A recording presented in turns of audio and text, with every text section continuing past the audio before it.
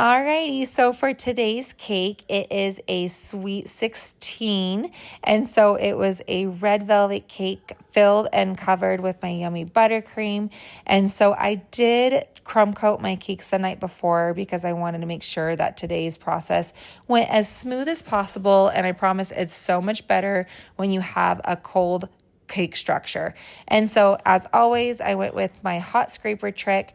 And then after putting in my cakes in the fridge for about 2 hours, I was able to scrape off all those edges and clean it up really nice with my offset spatula.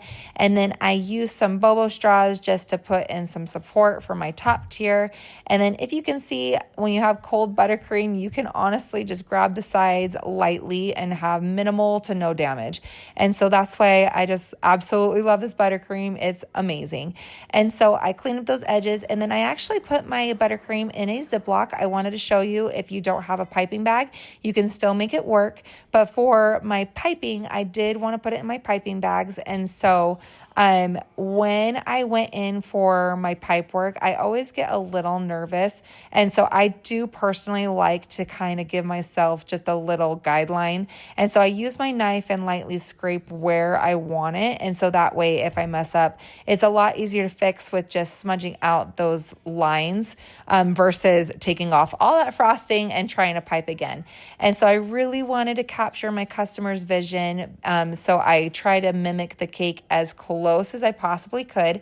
You guys, this sprinkle collection, can I just tell you something? In 12 years, I've never had a tool, and I was fascinated, if you can't tell. It was like the best purchase ever. And so I just got them off of Amazon, and then I had my toppers made by Sheen Bean Design, and you guys, look how stinking cute it turned out. I used some maraschino cherries just for a little accents, and it turned out so cute. So I really hope she loves it. But as always, I love my job.